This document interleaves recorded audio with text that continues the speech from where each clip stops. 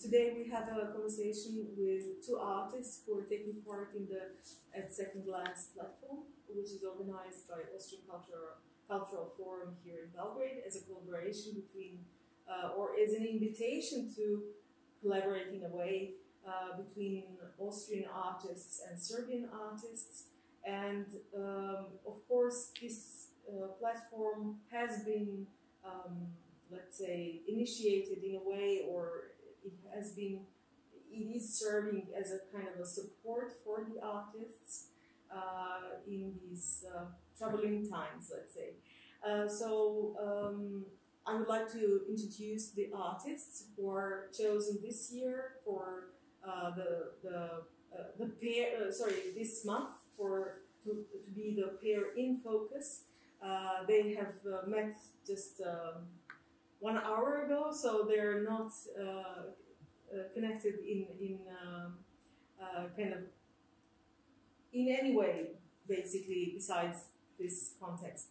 But their works are very intriguing. So I will start from Julian Turner. Huh? Yes, I'm so insecure because we're speaking in English, and I somehow have an urge to pronounce your name in English. Who is an artist from, coming from Austria, but actually from Germany.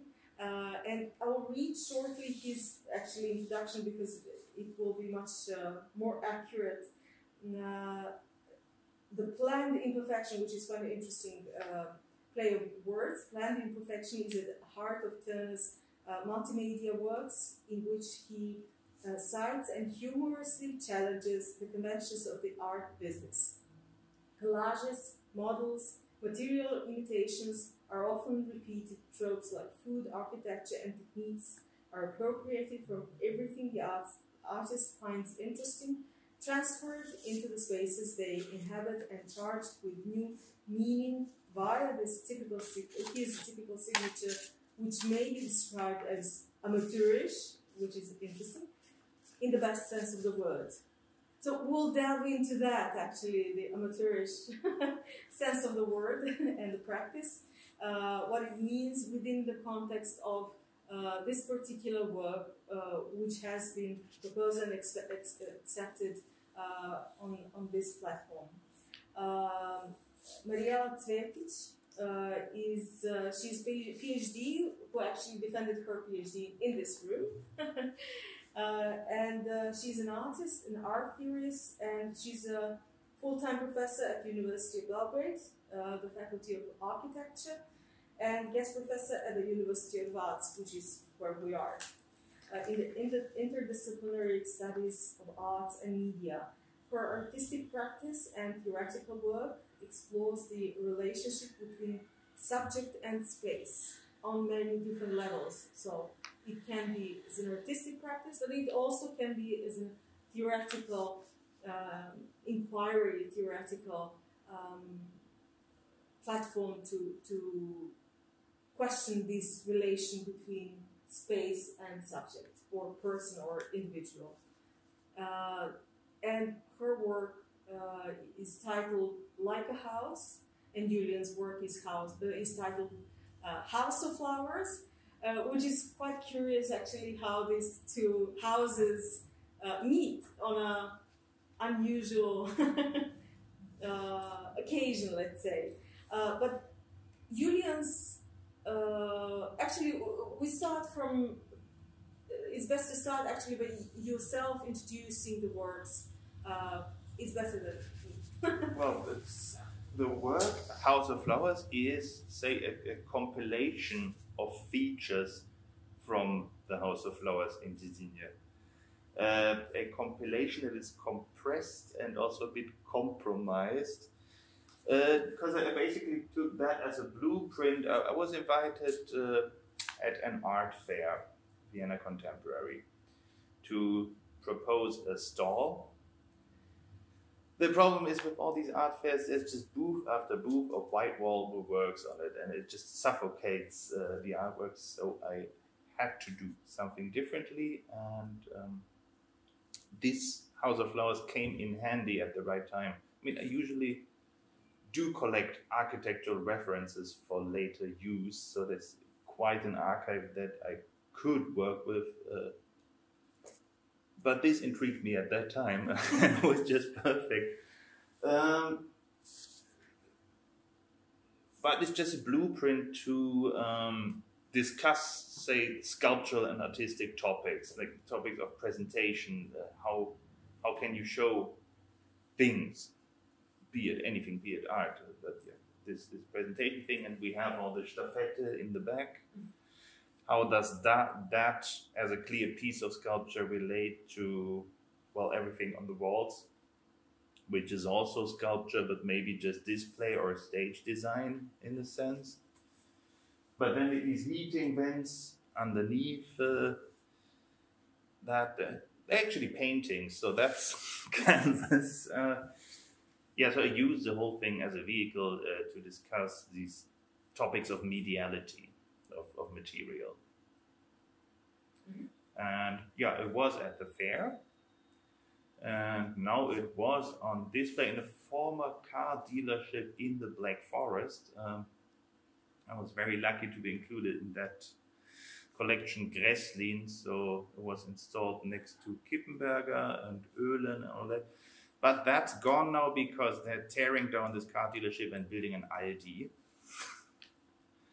But they're hopeful to have a new place soon in some abandoned house in that city. Would you like to say something about your other works as well? Yeah, I mean, I collect things, so to say.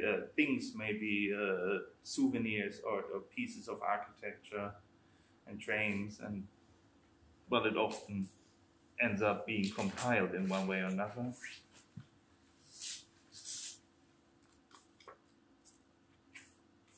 This was a show at Mumok, and we had the train.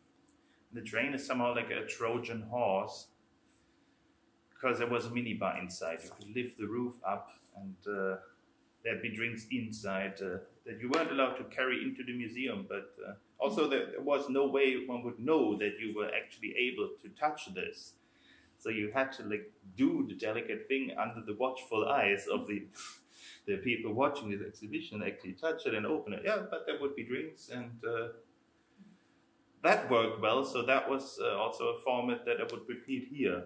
And that's the train. The train was also finished before the rest of the installation. That's why it's an Austrian one.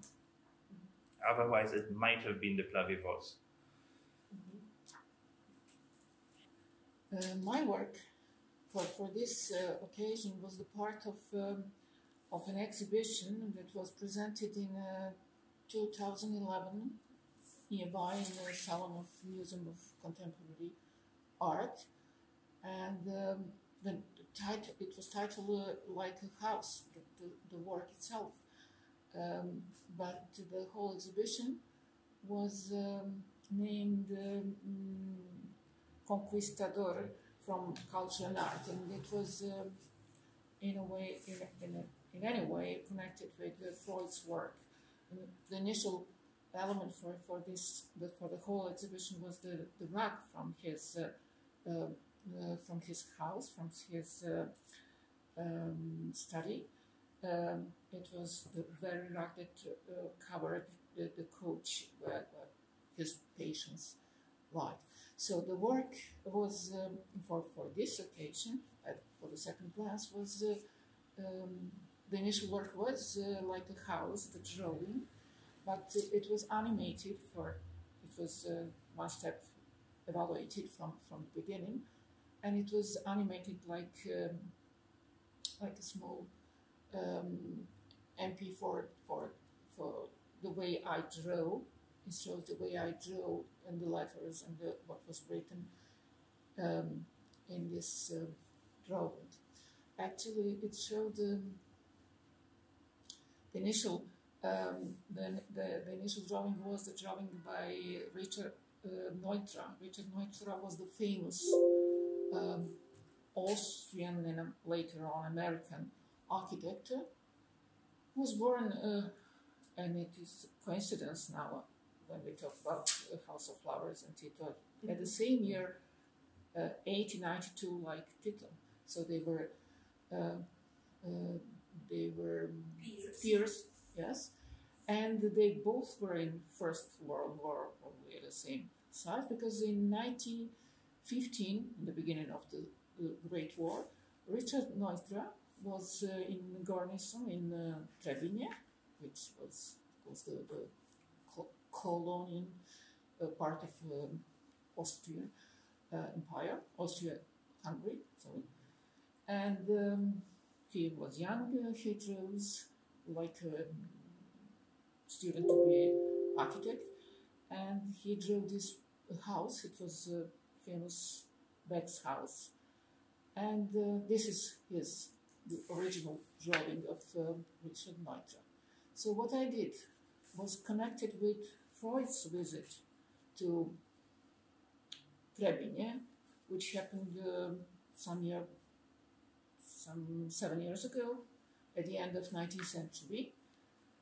Freud connections with Balkans was what I was interested in the whole exhibition before, which was named Conquistador, from Culture and Art, which remains, which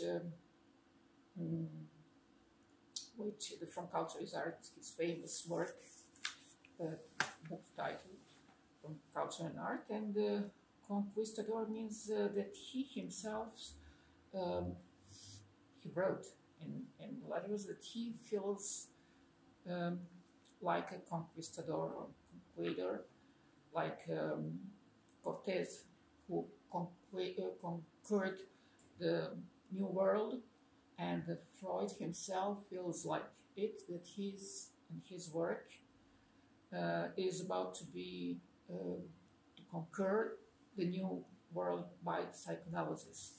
So he has very, in a way, not very known connections with the Balkans. At the end of 19th century, he traveled to Slovenia and looking for the caves in Slovenia. He traveled to Adriatic Sea, to Ragusa, Dubrovnik. And in this trip, when he went to Ragusa, he heard about Trebinje, which is very close. He heard from his cousin, who was a physician in a garrison, that there is a very interesting house named Beck's house. He imagined it was kind of a harem or something like this. And in that period, Freud was at the time of his self-analyzed period, and he was very interested to see the house and the former harem he imagined like this, and he visited. So this visit was the initial point for me to draw this, to make this drawing, which I named like a house, according to Richard Neutra drawing, but with a text that came from Freud's visit Freud visits of Beck's house. Actually, he heard a lot of things about the Turks that withdrew after the Berlin Congress, and he heard about this kind of life and kind of he was in the midst of his self-analysis and finding sexuality and dreams and so on and so on. So he heard that Turks has a special attitude toward death and toward life, which is sex or something like this.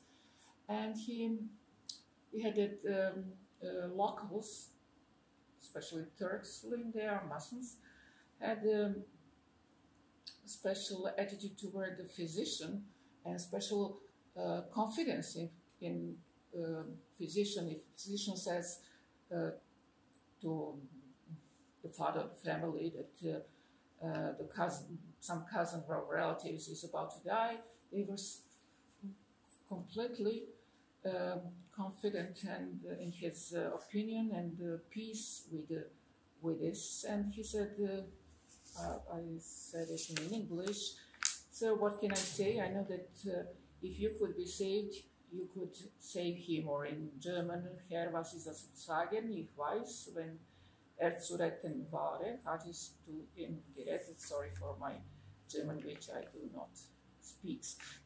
These are the words that shows full confidence of local in physician, actually in destiny. Destiny was, and some other things. So his connection is connection with vocals, which is not very known from his letters on autobiography or something like this. Is very, in a way, confabulated with unclear dating. So this and the other texts not very precise about this, but it seems to be very important for his future works after the Great War. I think this is enough for the beginning. Okay. So my first question actually relates that both of your works are kind of focused on great men, you know, Tito and Freud, of course, who both of them are really figures you cannot avoid in a way historically and in terms of culture. What is your relation dealing with,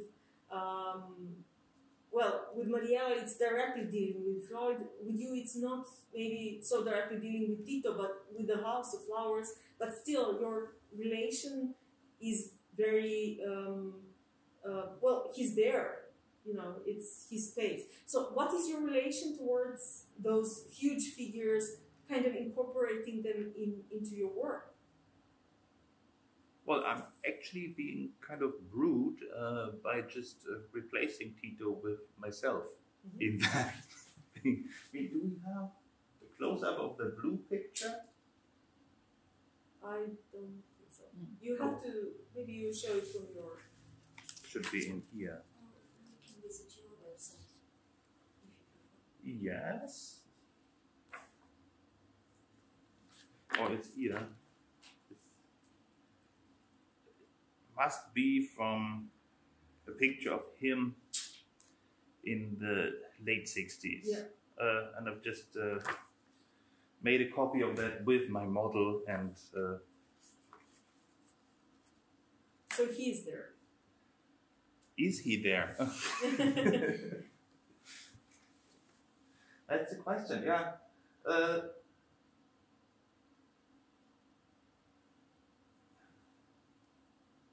That's a difficulty. All these things are charged with meaning through this person, through this personality. And then I charge it with new meanings, but without actually taking the old meaning out.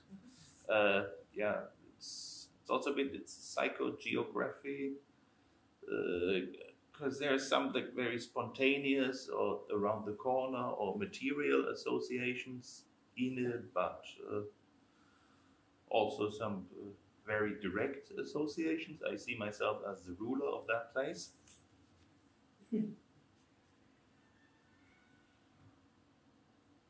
I don't know, people did not really know what to make of it at that fair, but they were fascinated somehow. You could see them just coming back after 10 minutes and 20 minutes on the third round, still looking at what exactly is this?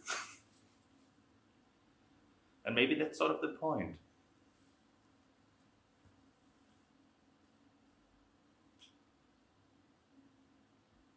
Do you find there is something of an aura of Tito maybe in there?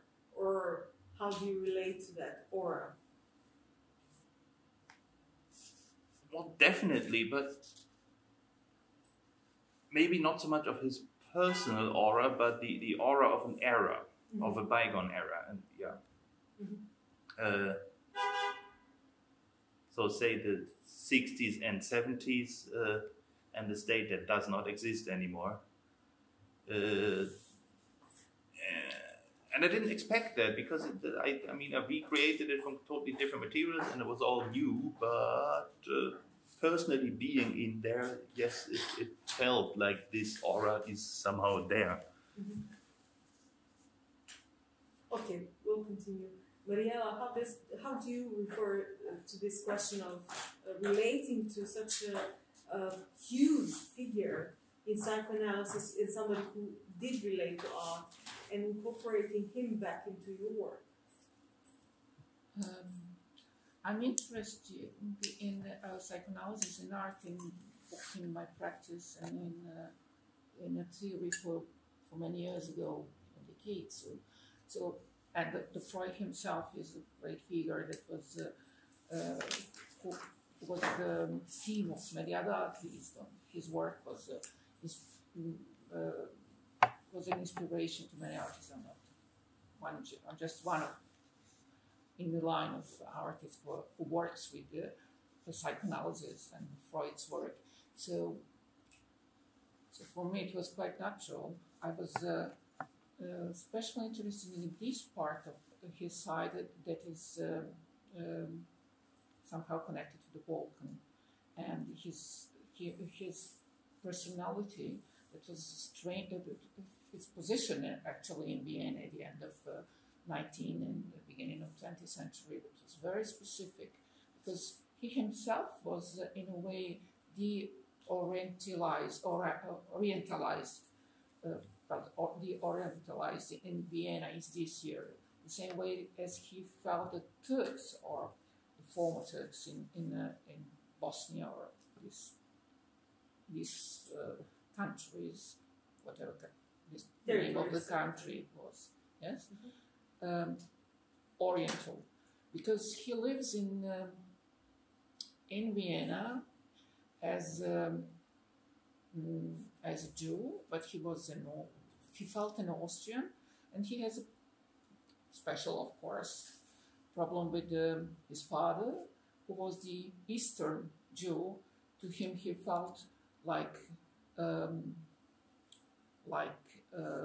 Austrian, more Austrian than the Eastern Jews, who was minor to him. So the same attitude he has toward the Balkans. So this special position that Freud was himself, his Judaism, it was not the real Judaism. He didn't practice the Judaism. He was the Jew, but he not in real. He, after all, safely left Austria in 1938. It was a very special situation, very special position of him that was interesting me. He was, of course, the great figure. He was the man of power in terms of psychoanalysis. He himself said, I'm the one who will conquer the world, the new world, especially America. And he did it by psychoanalysis with a few friends of him, colleagues, like the Cortés did. He himself conquered South Africa, the others, the India, and so on. So he felt as the man in power, and he already had a problem with his parents, grandparents, and others who came from the eastern part of Jews, and to him he felt to whom he wanted to make a break with that kind of past. So now, when I think about your work, for example, I must admit that I have never been in the House of Flowers. Maybe in the future I'm passing very regularly there. I've never been there at the moment. It was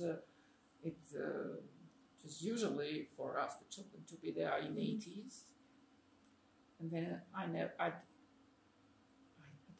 didn't have any urge to go there somehow. I know what, but the kind of houses, the kind of these houses, I imagine it is a sort of dead house. The house with the opposite name, the House of Flowers, like his holiday was the house, there was the Day of Youth. So I was very young when it was established as these names as a House of Flowers. They took a lot of children and the pupils there going there, but I somehow escaped to go there. Strange, but this, my house, actually not mine, but Beck's house is the living house, even though it was destroyed just in the last war, 90s. I don't know, some of the sides. So this is the living house with a imaginary life inside Beck and his harem and everything that happened.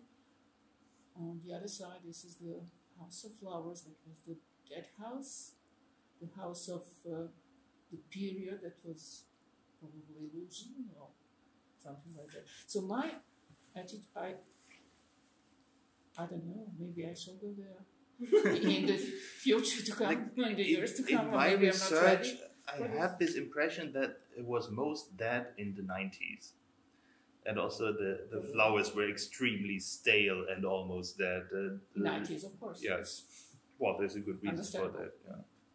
No. And as a missing link, the Sigmund Freud Museum in Vienna is just being remodeled by an architect called Hermann Czech, who also likes to work with like mannerisms and quotes and material imitations and all that kind of things.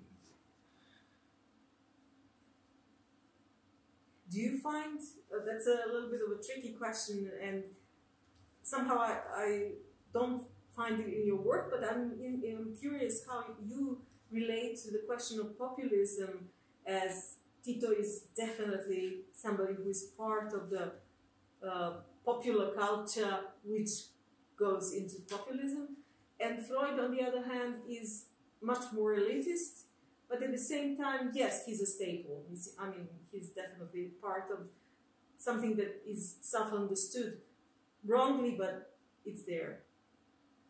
How do you feel about populism in terms of your work? What is your relation towards it? Not so much relating to the figures or people, but rather to themes and environments. I make populist art in that I always incorporate like everyday surroundings and everyday phenomenons, or like the unloved, the fallen out of respect, fallen out of remembrance, these things.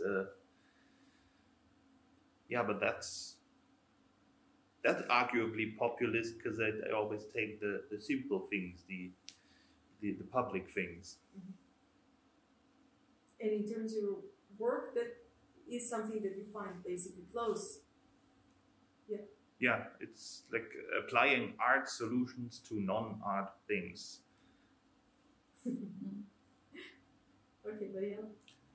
I don't know. I think that Freud succeeded in his conquer. So the psychoanalysis, even though it is very elitistic profession, is very popular in any disciplines. So it is popular itself. So I deal with popular discipline like psychoanalysis and.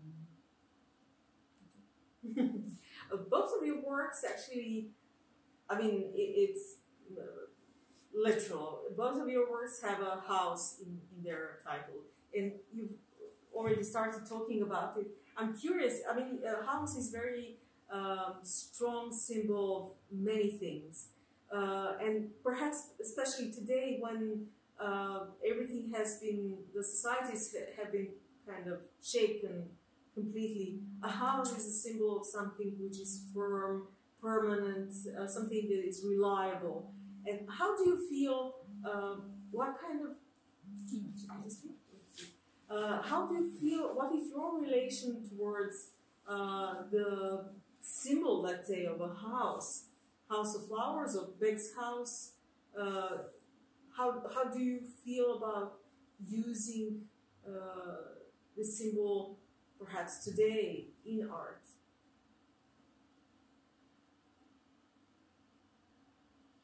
Mariela, do you want to continue maybe?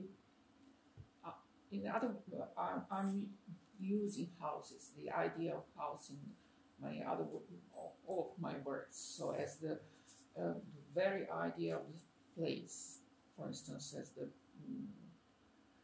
secure place or not secure place, or not secure, this kind or any other kind. So the house is something that I said I take from the outer world to make some artwork out of it. So, sorry. What was the question? What is your relation towards a house as a symbol? As a symbol of something that is secure, that is safe, that is, yes. But yeah, it's interesting that you literally explicitly use a house in your work as something that is part of your work, basically. Whereas you use houses, it seems to me, more implicitly. This is because the name of the house is House of Flowers, but you use spaces in other works without explicitly using this term of a house. It's not always mentioned where it's from. Yeah. But I mean, in this in particular, I actually spared the house. It's just the interior that is plastered over an empty, pre-made construction of some sort, be it its own building or a booth. And so it's anything but a house, actually. And there's, I mean, not the work we're talking about today, but your installation in that booklet, it works the same way. So it's explicitly anything but a house. Mm-hmm. Yeah. It occurred to me, there is an isle of flowers in former Yugoslavia, in Montenegro, which, there is an isle of flowers, in Montenegro. Yes, near Tibet. So he made it an island. Island. Sorry. Yes, with the same idea. Oh, I took the ferry, not the long route. Actually, yeah, it doesn't matter. You passed by it. I passed by it. Oh, I I didn't even notice. It's impossible to know everything. How much does the exotic play a role in your work, in these works in particular? A bit. What does it make you intrigued by it? Actually, an era of, say, restrained optimism that's somehow evoked by this, and it's a representative of that. And that's actually like the most exotic thing about it, that we cannot touch today. But it feels to me now, the way you put it, it's more like nostalgia rather than exotic. Yes and no. Because nostalgia would be like a definite longing for that period, and you cannot long for that period because you did not experience it. Exactly, but also it's a special kind of nostalgia. It's Svetlana Bojan talking about. You're longing for something you have never. Yeah, but I'm not really longing for it. I'm just sort of looking to understand it, and I'm not sure if I do. It's maybe a kind of a fascination. Yes. Yeah. And how do you feel then? Where does exotic fit into that? It's not very exotic, actually. Yeah. And also, I guess this whole Tito Yugoslavia was to us in West Germany, say, still closer in mindset than, say, many things going on in the US or something.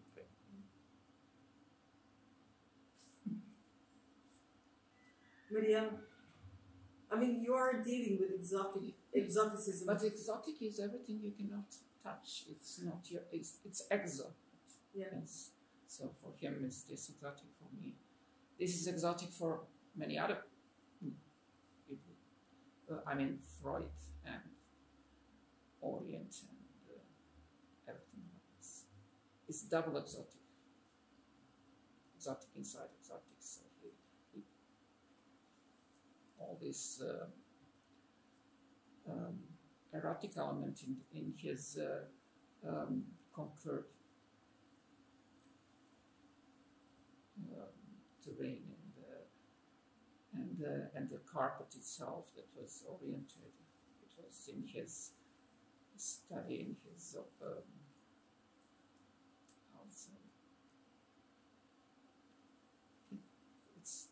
somehow it stopped being exotic when you go into it. Mm-hmm.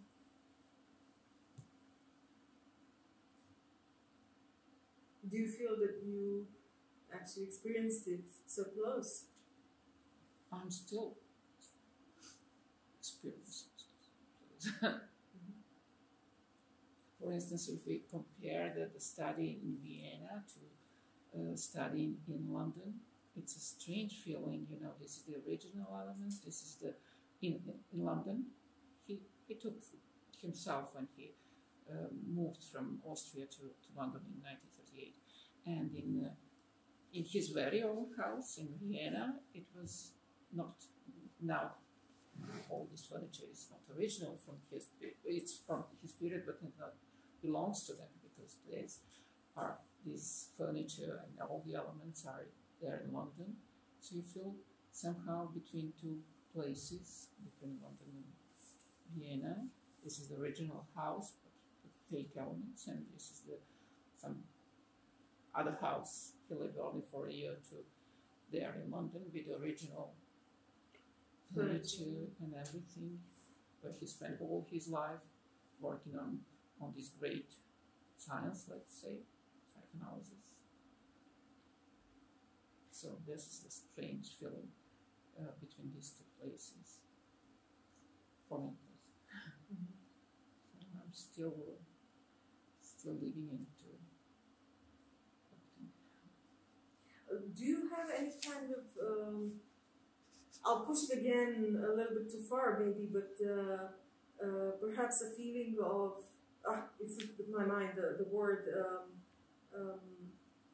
When you have an object that is kind of holy, but it's not, but it is in your perhaps perception. Because you're both dealing with something that is not directly, you are not working in his house, which has been done, of course, or you're not as well, you know, there have been works in the House of Flowers, but you're actually taking that out, fetishistic, yes, sorry. So is it some kind of, do you have any kind of feeling of these not really objects, but ideas perhaps as some kind of fetish, something which has an aura, but of something, I will say holy, but it's not holy, it's something, you know, which is fetish, yes. Do you have any relation to that? Well, I like it when these things get charged with meaning through some interaction. But then, you know, I can just fake anything, so I'm not particularly connected to a particular piece or material object as this representation of that. For example, these like the tiles on the columns. I took a bad photo. It was just blurred. So I had to rebuild this by scanning chewing gums and blowing up to twice the size. So the original is not as important by itself. But when these things get charged with meanings by some sort of interaction, you know, 8 years ago I lived in Brussels. There was a metro station called Arlois on the corner of the Arts and Law, and it had also glass tiles, like these glass strips. And once it was being renovated, people just peeled one off. It was like a game, trying to make some sort of maybe mosaic or some pattern in by taking particular glass tiles off, and it would always just start at the very corner and then slowly creep in through the weeks. And I liked to keep these things, and I saw someone having it just in their jacket, like here, and then you are also a participant in that game. That's when this actual object becomes like a souvenir. Mm-hmm. Mariela, do you want to say something? About fetish, of course it is fetish, but I make fakes also, but I make fetish again. I can say that I make a big carpet of him at the same size like his original carpet, but it's not a fake, it's a fetish, no fetish again, probably. Yeah. So, how much does humor play a role in your work? It's a question for both of you, actually. Julian, it seems intrinsic. Somehow, it's for you. It seems very close, actually. And for Mariela, perhaps it's more subtle. But Julian, perhaps you can say. Yeah, that's it definitely plays a role. But that's also, I mean, there's 40,000 layers of how much do you know about that work and how much do you want to delve into it, and the connections it might be to other artists and whatnot. So there's a lot of hidden jokes as well. I don't like to point them out, but obviously when I copy the Staffette and then include some ashtray or a ketchup bottle, that might be a humorous aspect. It's also, coming to think of it, that's maybe a bit of de-fetishization by combining it with some new notions, funny notions. So I take great pride in that, but I don't want to point it out. Why not? It's part of your work, why not?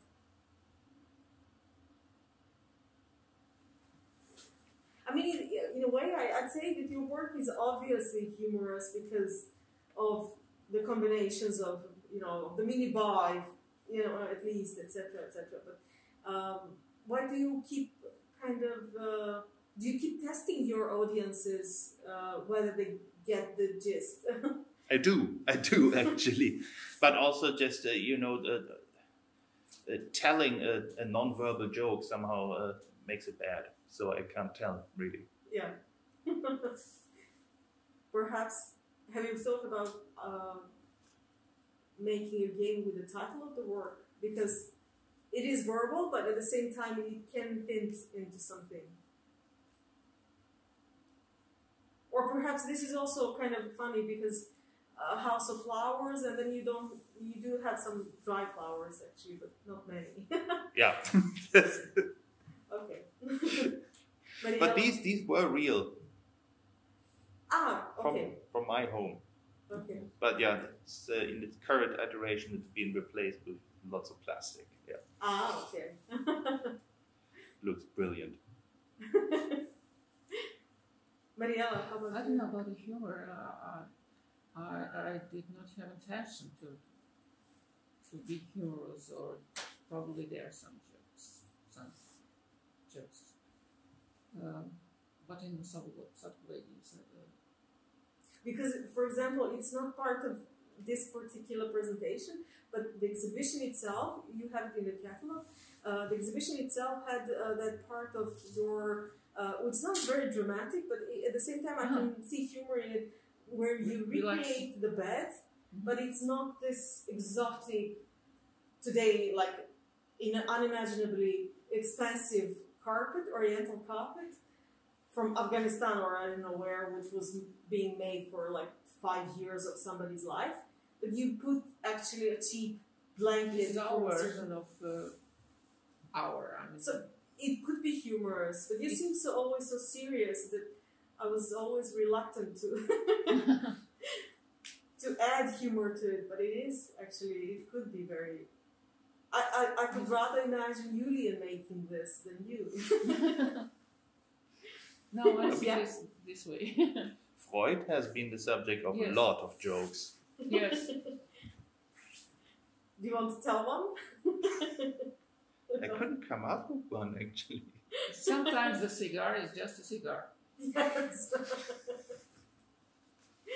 What is the kind of my last question? What is the process from what, if you can recall, from what you started with when doing your work, this particular work, and where you ended up with? For example, this is in a way is at the moment where you ended up with. You know, how did this process evolve? What was kind of the most intriguing part for you, perhaps, or unexpected? Well, the train existed in the first place. Maybe not even as a physical thing, but as the idea. So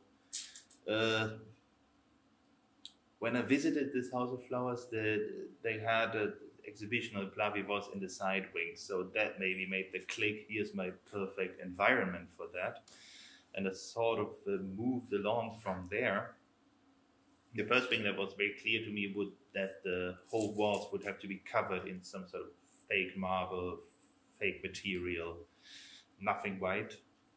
And the most surprising thing maybe was that it was both for practical and for aesthetic reasons, it was a good choice to leave most of the walls white. Because I had the proper photos of the look down the hill. And it just wouldn't have turned out correctly. Just too much of a stage design or distraction. Yeah, but then I make very, very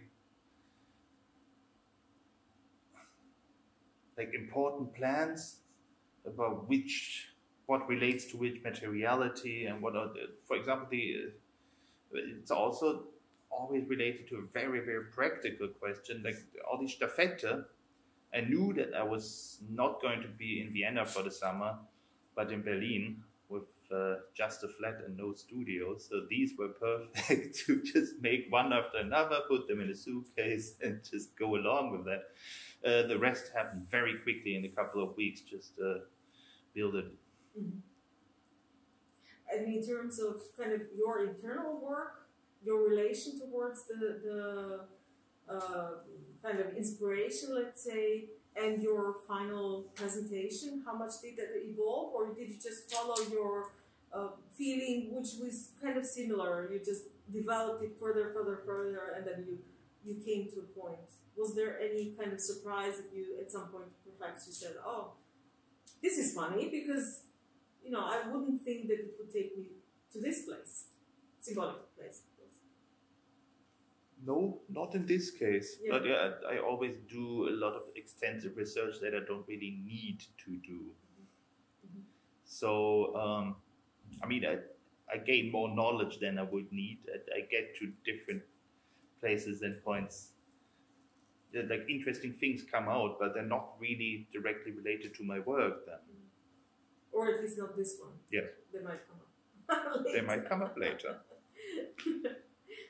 Mariela, how is it for you? Because you've been dealing with Freud for many years, so it's not. And even the works that you exhibited in the big exhibition in Salon, some of the works have been dated for 10 years ago, or even more. Yes, for instance, the artist book. Yes, it was 10 years ago. But I don't know. For this occasion, I animated this drawing, this big drawing. So this is the step for this is the how the work evolves further, and probably the next step would be clockwise. Maybe if this go in straight to make drawings, the other work will be erasing the drawing, perhaps, or something like that. But this is digital animation. Yes. Because I was wondering, maybe this is an actual, performance filming. You're filming the underside while dropping from above, but it was just the light was too constant. something had to be out. This can't be that. Yeah, or you know, how do you call it? Stop animation. Stop. Yes. You know, taking the photograph. Yeah. Did you? Now I'm curious. It's a huge question, so I don't believe we have that much time, but to go very deep into it. But dealing with the subject or the inspiration of Freud has been, as I said, your thing for many years. Mm-hmm. Did you have any moments where you thought, okay, this is enough? Not yet. Not yet. No, it's the lifetime. So, anyway, even I stopped making works for the audience, I will continue to do this with other inner space. Yeah. Okay. Thank you very much. I really enjoyed it. Thank you. Curious.